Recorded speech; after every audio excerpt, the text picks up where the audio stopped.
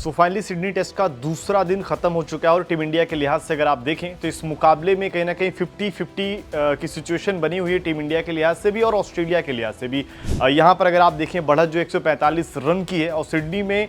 दूसरी पारी में करीब 200 रन अगर आपको चेस करना हो तो बहुत आसान नहीं रहने वाला। और यहाँ की जो विकेट भी है जिस तरीके से पहले दिन की थी और दूसरे दिन भी अगर आप देखें 15 विकेट आज भी गिरे हैं और साफ तौर पर ये लग रहा है कि इस मुकाबले में इंडिया अभी भी ऑस्ट्रेलिया से थोड़ा आगे ही हो, क्योंकि अगर आप देखेंगे वॉशिंगटन सुंदर बैटिंग कर रहे हैं, इसके अलावा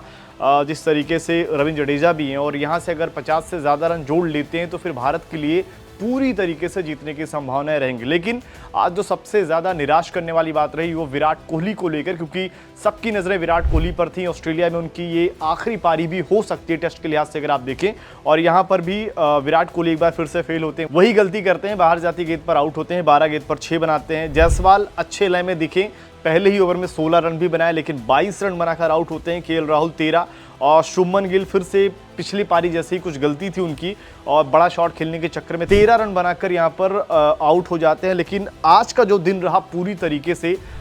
आप देखेंगे ऋषभ पंत के नाम और दूसरी तरफ से बुमराह के नाम रहा। जिस तरीके से पंत ने ताबड़तोड़ अंदाज में 33 गेंदों पर 61 रनों की पारी खेली और भारत को इस सिचुएशन में ला दिया। आपको पता होगा कि पिछले इस मुकाबले से पहले पंत के बारे में बहुत खबरें चली कि वो ड्रॉप हो सकते हैं। उनके बारे में कहा गया कि जिस लापरवाही से शॉट खेल रहे हैं शायद उनको ड्रॉप किया जा सकता है, लेकिन आज वही बेखौफ अंदाज रहा और उसी वजह से भारत इस मुकाबले में बना हुआ है। इसके अलावा नीतीश कुमार रेड्डी जिन्होंने इस मुकाबले की पहली पारी में निराश किया, इससे पहले वाले में अगर आप देखें